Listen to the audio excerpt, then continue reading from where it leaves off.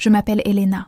Pendant 18 ans, j'ai été la sœur dévouée, l'aide-soignante attitrée, le bouclier humain pour ma fragile sœur, Lily. Mais Lily n'était pas fragile. C'était un maître, et son diagnostic était son arme. Mes parents, ils étaient ses complices consentants. Ce n'est pas l'histoire d'une famille. C'est celle de mon évasion d'une secte dirigée par une seule personne. Une secte qui a coûté à mon seul ami sa liberté et à moi, mon enfance entière. Le tout culminant en une seule explosion publique dévastatrice. Mon monde était construit sur un seul vérité toxique. Lily, atteinte du syndrome de Down en mosaïque, était une victime fragile. Cette vérité, méticuleusement façonnée par Lily elle-même, exigeait mon sacrifice constant et silencieux. En grandissant, il n'y avait qu'une seule règle dans notre maison. Lily était un ange. Son syndrome de Down en mosaïque n'était pas présenté comme une condition, mais comme une marque de pureté. Elle était la plus vulnérable, celle que nous devions protéger. Mon rôle était simple, être la bonne fille, la sœur patiente. On m'a appris à absorber, à excuser, à sourire. Quand elle me tordait le bras jusqu'à ce que l'os craque, ma mère louait ma patience. Mes besoins étaient secondaires, puis tertiaires, puis inexistants. J'étais le pilier de soutien d'une statue qu'il vénérait, et je me fissurais sous le poids. Mon identité de sœur dévouée n'était en fait qu'une cage. Lily était une étude de contraste. En public, elle n'était que douceur, avec une voix traînante, légèrement confuse, et de grands yeux innocents qui charmaient chaque professeur et parent éloignés. Elle était l'inspiration, la fille courageuse. À la maison, la voix traînante disparaissait. Ses yeux devenaient vifs, analytiques. Elle n'était pas seulement cruelle, elle était précise. Elle comprenait la physique. Un coup de pied sur mon tibia n'était pas un caprice. Il était calculé pour frapper le nerf juste comme il faut, pour me faire haleter mais pas crier. Un coup de poing n'était pas de la rage, c'était une conséquence. Une fois, elle m'a frappé au sternum parce que je mâchais trop bruyamment. Je suis tombée, cherchant mon souffle, et elle s'est contentée de regarder, son expression clinique. Et le gaslighting, c'était l'air que nous respirions. Si je sursautais quand elle entrait dans la pièce, mon père m'accusait de la mettre mal à l'aise. Si j'essayais d'expliquer l'échymose sur mon bras, ma mère soupirait, déçue, me demandant pourquoi j'étais si dramatique et essayait de blâmer la seule personne qui ne pouvait pas se défendre. Il n'ignorait pas seulement l'abus, il me punissait activement de l'avoir subi. J'ai appris à me taire, j'ai appris à ne plus rien ressentir. Ma douleur était un inconvénient, une insulte au portrait de famille parfait qu'il peignait. Je n'étais pas une personne, j'étais un accessoire. Puis Blake est arrivé. Il était ma seule fenêtre sur l'extérieur, mon seul ami. Il n'était pas dupe. Blake avait un frère atteint d'une forme sévère du syndrome de Down, pas la mosaïque, et il comprenait les vrais défis, la vraie douceur et les vraies luttes. Il a percé l'acte de Lily en 5 minutes. Il était poli, mais distant. Il n'est pas tombé dans le panneau du fragile. Il la voyait, vraiment. Et pour Lily, être vue était une menace existentielle. Elle ne pouvait pas le manipuler, alors elle a décidé de le détruire. Et elle allait m'utiliser pour le faire. C'est arrivé après l'école. Lily avait essayé de flirter avec lui, de sa manière calculée et vulnérable, et il l'avait gentiment, poliment, repoussé. Il avait dit qu'il devait rentrer chez lui pour s'occuper de son frère. Cette nuit-là, les hurlements ont commencé. Ce n'étaient pas mes cris, c'étaient ceux de Lily. Mes parents ont fait irruption dans ma chambre, le visage de ma mère un masque de rage pâle, celui de mon père tremblant déjà de condamnation. Lily était derrière eux, les larmes coulant à flots, la voix étranglée. Elle a accusé Blake. Elle l'a accusé de l'avoir suivi chez elle, de l'avoir tiré derrière l'abri de jardin, Elle a utilisé les pires mots, agression sexuelle. J'ai hurlé que c'était un mensonge. Je leur ai dit que Blake était avec moi, qu'il était rentré directement chez lui. Je leur ai dit que Lily était en colère parce qu'il l'avait rejetée. Cela n'avait aucune importance. Ma mère m'a giflé, fort. Le son a résonné dans le couloir. « Comment oses-tu » siffla-t-elle, sa voix venimeuse. « Comment oses-tu le protéger, lui, plutôt que ta sœur ?» Ils n'ont pas seulement cru Lily. Ils étaient soulagés de la croire. Cela confirmait leur récit. Blake était le prédateur. Lily était la victime. Et j'étais la traîtresse, le monstre qui prendrait le parti d'un criminel. Ils l'ont cru instantanément, complètement, et avec une droiture terrifiante. Le système s'est mis en branle avec une rapidité brutale. C'était la parole de Lily, la parole d'une fille handicapée, innocente, contre celle de Blake. Mon témoignage a été rejeté comme le bavardage partial d'une petite amie. Les parents de Blake se sont battus. Ils ont tout dépensé, mais le récit était trop fort. L'image de la fille, vulnérable, était indestructible. Blake a été reconnu coupable. 1 an. 1 an en centre de détention pour mineurs, pour un crime qui n'a jamais eu lieu. Un crime conjuré par la méchanceté de ma sœur. Je me souviens l'avoir vu dans la salle d'audience, le visage pâle, me regardant une seule fois, avant qu'il ne l'emmène. Pas avec colère, avec pitié. Ce jour-là, je suis morte.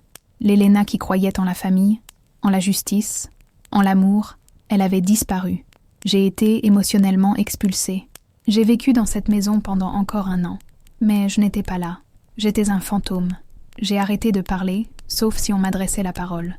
Je mangeais, je dormais, j'allais à l'école, et j'observais. Le son de mes parents roucoulant avec Lily, la protégeant du traumatisme, me retournait l'estomac. La voir, se prélassant dans la sympathie, me glaçait le sang. J'ai arrêté de me battre, j'ai arrêté de pleurer. J'ai juste observé et j'ai attendu. Ma loyauté n'était pas seulement brisée, elle était incinérée. Mon nouvel objectif était froid et clair.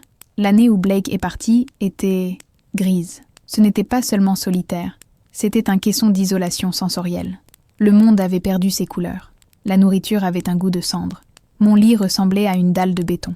J'existais dans un état d'isolement suffocant, marchant dans les couloirs de ma propre maison comme une intruse. Mes parents me traitaient avec une civilité froide et dégoûtée. J'étais le rappel vivant de leurs problèmes, l'ami du criminel. Je restais éveillée la nuit, suivant du doigt les fissures de mon plafond, imaginant les sons que Blake entendait dans ce centre. Le silence dans ma maison était plus assourdissant que n'importe quel cri. Lily, pendant ce temps, s'épanouissait. Elle n'avait jamais été aussi puissante. La fausse accusation avait cimenté son statut de martyr tragique. Elle en usait avec une habileté terrifiante. Chaque fois que je ne lui passais pas le sel assez vite, elle sursautait, un petit halètement calculé, et les yeux de ma mère se plissèrent vers moi. Un « regarde ce que tu as fait », silencieux. Elle était intouchable. Son sadisme devint plus audacieux. Elle me chuchotait des choses en me croisant dans le couloir. « Il apprend probablement de nouveaux trucs là-bas », murmurait-elle, sa voix dégoulinant de ce venin vif et intelligent, avant de passer instantanément à sa voix traînante handicapée pour demander à maman ce qu'il y avait pour le dîner. Je suis allée chercher Blake le jour de sa libération. Je me tenais devant les portes, les mains tremblantes, l'estomac noué par la culpabilité et la peur. Je ne savais pas à quoi m'attendre. Un garçon brisé? Un étranger en colère? La personne qui est sortie n'était pas le garçon que je connaissais. Il était plus mince, plus dur. La chaleur dans ses yeux avait disparu, remplacée par quelque chose de froid et de stratégique. Il ne m'a pas prise dans ses bras. Il m'a juste regardée, d'un long regard évaluateur. « Elena », dit-il. Sa voix était plate. L'année ne l'avait pas seulement brisée, elle l'avait forgée en quelque chose de nouveau, quelque chose de tranchant. Nous nous sommes assis dans sa voiture, moteur éteint. Le silence était lourd. J'ai commencé à pleurer, les excuses se déversant, un désordre pathétique et sanglotant. Il a attendu. Il a juste attendu que j'ai fini, puis il m'a regardé. « Pleurer ne m'aide pas, Elena, » dit-il. Sa voix calme mais dénuée de pitié. « Pleurer, c'est ce qu'ils veulent. Je n'ai pas survécu là-bas en pleurant. J'ai survécu en réfléchissant. » Il marqua une pause, ses doigts tambourinant sur le volant. « J'ai un plan. Il ne s'agit pas de vengeance. Il s'agit de justice, mais c'est froid. Et tu dois décider si tu en es. » Son objectif était glacial et absolu. La réhabilitation. Pas seulement pour lui, mais pour moi. Il comprenait quelque chose que mes parents n'avaient jamais compris. Lily n'était pas handicapée. C'était une sociopathe. Et la seule façon de battre une manipulatrice comme elle n'était pas de l'exposer, mais de la laisser s'exposer elle-même. « Elle veut le pouvoir », expliqua-t-il, l'intérieur de la voiture ressemblant à une salle de conspiration. « Elle veut gagner. Son ego est sa faiblesse. Nous allons nourrir cet ego jusqu'à ce qu'il éclate. Il a tout exposé. Ce n'était pas un plan de réconciliation. C'était un plan de démolition. La partie la plus difficile du plan m'impliquait. « Elle doit croire qu'elle a gagné », dit Blake, sans me regarder. « Elle doit croire qu'elle m'a pris à toi, tout comme elle t'a pris tes parents. » Mon sang se glaça. « Que veux-tu dire ?» Il se tourna enfin, ses yeux plantés dans les miens. « Je vais sortir avec elle, Elena. » Les mots m'ont frappé comme un coup physique. Sortir avec elle. Le monstre qui l'avait fait emprisonner. Le monstre qui avait détruit ma vie. Je me sentis mal, le goût de la bile montant dans ma gorge. J'ai vu la révulsion sur mon propre visage se refléter dans le sien. « C'est le seul moyen », murmura-t-il. Et ainsi commença la rupture symbolique. Ce fut la partie la plus douloureuse de la reconstruction. Blake a rompu avec moi, publiquement. Il m'a dit, dans le couloir de l'école où tout le monde pouvait entendre, qu'il ne pouvait pas être avec la sœur d'une victime. Il a dit qu'il avait vu la lumière et comprenait combien Lily avait souffert. C'était une performance magistrale. Je devais rester là, mon seul allié s'alignant publiquement sur mon tourmenteur, jouant le rôle de mon traître. J'ai senti les regards. J'ai entendu les chuchotements. J'étais vraiment complètement seule. Blake était un acteur terrifiant de talent. Il s'est attaqué à l'ego de Lily avec une précision chirurgicale. Il l'écoutait, la flattait, traitait son handicap comme une marque de profonde sensibilité. Il est devenu son champion. Je regardais, depuis mon coin isolé de la cafétéria, comment il s'asseyait avec elle, comment il portait ses livres, comment il riait à ses blagues innocentes. Chaque rire, chaque regard partagé était un nouveau tour de couteau dans mes entrailles. Je devais faire confiance au plan. Je devais croire que cette performance atroce avait un but. Mais certains jours, en le regardant lui sourire, je sentais ma propre santé mentale commencer à s'effilocher. Mon rôle était d'être la femme déchue, l'ex-amère et jalouse. Je devais endurer les regards compatissants et apitoyés des professeurs et les regards suffisants et triomphants de Lily. Mes parents étaient aux anges. Leur récit était complet. Le criminel s'était repenti et avait embrassé leur ange. J'étais la seule restée à l'extérieur, la tache sombre sur leur famille parfaite. « Nous sommes si heureux que Blake voit enfin la vérité, Helena », dit ma mère un soir au dîner, sa voix dégoulinant d'une droiture mielleuse. « Peut-être que tu peux apprendre de lui. » Je me contentais de fixer mon assiette, la porcelaine froide sous mes doigts, et d'hocher la tête. Blake et moi nous rencontrions en secret, une fois par semaine, au milieu de la nuit dans une station-service abandonnée à des kilomètres de la ville. Le contraste était écœurant. L'odeur de vieille huile et de béton humide emplissait l'air. Il laissait tomber le personnage du petit ami dévoué à l'instant où la portière de sa voiture se fermait. Il se frottait les mains avec du désinfectant, le visage crispé de dégoût. « Elle se met à l'aise », rapportait-il, la voix sèche. « Elle commence à oublier d'utiliser sa voix traînante avec moi. Elle étale son intelligence. Elle pense que je suis impressionnée. » Il la jouait, exploitant son besoin d'être vue comme intellectuellement supérieure. Même à lui, Lily était enivrée par le pouvoir. Elle avait tout le monde. Elle avait l'adoration inconditionnelle de mes parents, la sympathie de l'école. Et maintenant, elle avait mon meilleur ami, racheté. Elle avait gagné Blake. Son arrogance grandissait. Elle a commencé à faire des erreurs, des petites. À l'école, elle utilisait accidentellement un vocabulaire complexe devant un professeur, puis se corrigeait rapidement avec un petit rire confus et handicapé. Elle était si confiante dans sa forteresse de victimisation qu'elle commençait à devenir négligente, décorant les murs de sa propre prison.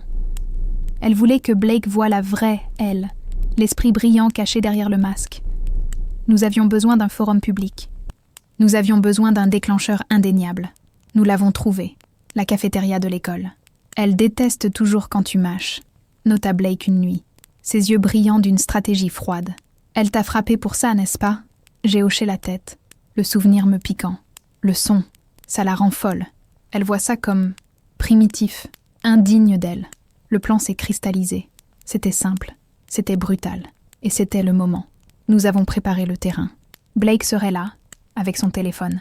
Tout ce que j'avais à faire, c'était de manger une pomme. Avant la confrontation finale, j'ai fait un sac. Je n'ai pas mis de photos, je n'ai pas mis de souvenirs. J'ai mis ma brosse à dents, des vêtements de rechange et le peu d'argent que j'avais économisé. Je l'ai caché sous la latte de plancher décellée de mon placard. Cet acte était ma véritable rupture symbolique. Ce n'était pas bruyant, comme celui de Blake. C'était silencieux. C'était une promesse que je me faisais à moi-même que, quoi qu'il arrive dans cette cafétéria, je ne dormirai plus jamais dans cette maison. Je coupais le dernier lien. Je n'étais plus leur fille. J'étais juste moi, et je partais. Le lendemain, je suis entrée dans la cafétéria. Le bruit m'a frappé comme un mur. Des rires, des cris, le cliquetis des plateaux. Mon cœur était une pierre froide dans ma poitrine. Blake était à sa table, parfaitement orienté. Lily était assise en face de lui, tenant la cour, se prélassant dans son attention. Je me suis assise à 3 tables de là, seule, comme d'habitude. J'ai sorti la pomme de mon sac. C'était une Red Delicious rouge vif et croquante. J'ai regardé Blake. Il m'a vue. Il a subtilement tapoté son téléphone, calé contre la salière. Sa caméra était allumée. J'ai pris une inspiration et j'ai mordu. Le croquant de la pomme était obscènement bruyant à mes propres oreilles. Je m'en suis assurée.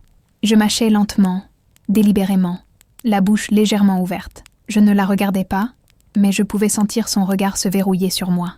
Le bruit ambiant de la cafétéria semblait s'estomper. J'ai pris une autre bouchée. Crunch. Je pouvais sentir la tension changer. J'ai entendu sa chaise gratter. « Elena », dit-elle. Sa voix était basse, aiguë. Pas sa voix de Lily, sa vraie voix. Je l'ai ignorée. J'ai pris une troisième bouchée exagérée. C'en était fait. Le masque n'a pas seulement glissé, il a détonné. Elle s'est levée, son plateau s'écrasant au sol. « Espèce de vache dégoûtante !» hurla-t-elle. Toute la cafétéria devint silencieuse.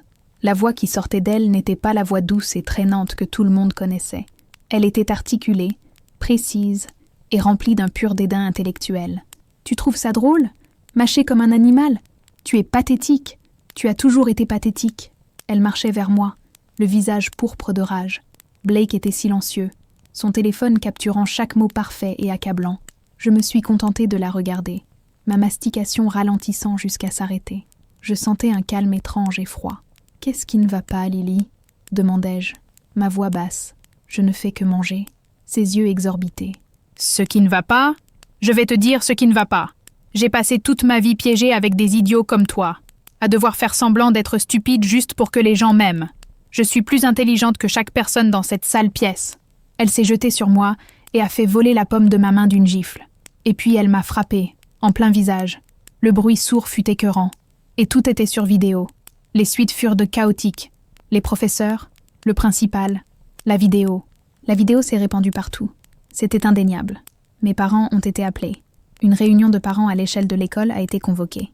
L'école était en mode gestion de crise. Mes parents sont arrivés, le visage cendré. Ils avaient vu la vidéo. Ils essayaient toujours de la défendre. Elle a été provoquée, plaida ma mère. Elena connaît ses déclencheurs. Mais le barrage était rompu. Pour la première fois, les gens me regardaient à moi avec inquiétude. Et Lily avec confusion. Acculée, sous les lumières vives de l'auditorium de l'école, la stratégie de Lily a changé. La rage avait disparu. La voix handicapée avait disparu. Un nouveau personnage émergea. Le génie tragique et incompris. Elle a avoué. Oui, elle avait simulé la gravité de son état. Mais elle l'avait fait, affirma-t-elle, la voix brisée par des larmes de crocodile, comme un mécanisme de défense. Parce que le monde était trop cruel pour quelqu'un d'aussi sensible et intelligent qu'elle.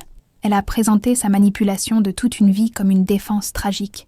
Et pendant une seconde horrible, j'ai vu ma mère commencer à hocher la tête, prête à y croire à nouveau. Mais le plan de Blake avait une dernière pièce. Avant que ma mère ne puisse parler, un homme se leva au fond de l'auditorium. C'était le père de Blake. Sa voix était calme, mais elle portait le poids d'une année d'enfer. « Un mécanisme de défense ?» demanda-t-il, sa voix tremblant d'une fureur contenue. « Mon fils, Blake, a passé 1 an en centre de détention pour mineurs parce que votre fille l'a accusé d'agression sexuelle. Un mécanisme de défense qu'elle a avoué à Blake, dans ma propre maison, être un mensonge. » Un hoquet collectif aspira l'air de la pièce. Mes parents, leurs visages se sont juste effondrés. C'était fini. Les retombées furent rapides. La police, le conseil scolaire. La vie de Lily en tant qu'espèce protégée était terminée. Ses aveux de la fausse accusation, combinés à l'agression publique, étaient une condamnation à mort légale et sociale. Après une dernière explosion de violence terrifiante à la maison, où elle a cassé le poignet de ma mère pour avoir essayé de prendre son téléphone, elle a été jugée dangereuse. Elle a été expulsée et envoyée, sur recommandation du tribunal, dans un internat thérapeutique à long terme, à des centaines de kilomètres de là. La serrure de sa forteresse était enfin brisée. Le nom de Blake a été innocenté, son dossier effacé. L'école a présenté des excuses officielles. Mais tout cela n'était que du papier. Cela ne lui a pas rendu les 365 jours qu'il a passés dans une pièce en béton. Cela n'a pas effacé la peur, le froid, la personne qu'il avait été forcé de devenir. Nous étions réhabilités, mais la victoire était amère. Elle avait un goût de métal et de cendre. Nous avions gagné, mais le coup était tatoué sur nous. Nous étions libres, mais nous portions des cicatrices. Mes parents étaient les premiers fantômes. Ils ont essayé, oh, comme ils ont essayé. Ils m'attendaient à la maison, leur visage des masques de remords désespérés. « Elena !» commença mon père, la voix épaisse. « Nous Nous ne savions pas. Je l'ai coupé. Vous ne vouliez pas savoir, dis-je. Ma voix était froide, plate. Je n'avais plus de larmes. Savoir était gênant. Me croire était plus difficile que de la croire elle. Vous n'avez pas manqué de voir la vérité. Vous l'avez activement enterrée. Vous m'avez enterrée. Ma mère a tendu la main vers moi, sa main tremblante. S'il te plaît, chérie, nous pouvons arranger ça. Nous pouvons être une famille. J'ai regardé sa main, celle qui m'avait giflé pour avoir défendu Blake, celle qui avait caressé les cheveux de Lily. J'ai reculé. Une famille? Ça n'a jamais été une famille. C'était une secte. Et j'étais le sacrifice. Vous êtes juste des gens. Des gens qui ont choisi un mensonge confortable plutôt que leur propre fille. Il n'y a rien à arranger. C'est juste fini. Nous sommes tellement désolés, murmura mon père, s'effondrant enfin. Les excuses flottèrent dans l'air, pathétiques et inutiles. J'accepte vos excuses, dis-je, et je vis une lueur d'espoir dans ses yeux. Je l'ai écrasé, mais je ne vous pardonne pas, et je ne vous pardonnerai pas. Le pardon est pour les gens qui font des erreurs. Vous avez fait un choix. Vous l'avez choisi, chaque jour, pendant 18 ans. Vous l'avez choisi quand vous l'avez laissé me faire du mal. Vous l'avez choisi quand vous m'avez puni pour cela. Et vous l'avez choisi quand vous avez envoyé un garçon innocent en prison. Je ne pardonnerai pas cela. Jamais. Je suis partie cette nuit-là. Je suis sortie avec le petit sac que j'avais préparé. Ma véritable rupture symbolique. Blake attendait. Nous avons construit notre nouvelle vie à partir de zéro. Notre premier appartement sentait l'ail et la vieille bière. Et c'était le paradis. C'était un foyer construit sur un traumatisme partagé. Oui, mais aussi sur une vérité partagée. Nous sommes allés à l'université. Il a étudié le droit. J'ai étudié la psychologie. Nous n'étions plus les enfants que nous étions. Nous étions plus durs, plus froids, mais nous étions réels. Nous étions des survivants. Les années ont passé. Blake est maintenant avocat commis d'office. Il se bat pour les enfants que le système broie. Je suis thérapeute, spécialisée dans les traumatismes familiaux. Nous sommes heureux. Ce n'est pas un bonheur bruyant. C'est une paix calme et solide. Je reçois occasionnellement une carte de mes parents. Ils sont toujours ensemble, dans cette maison silencieuse, 2 personnes liées par leur échec catastrophique commun. Je reçois des rapports sur Lily, toujours en traitement. Je les lis et je ne ressens rien. Pas de colère, pas de tristesse. Juste l'indifférence complète et stérile d'une blessure qui s'est refermée depuis longtemps. Ce sont des fantômes. Et moi, enfin, je suis vivante.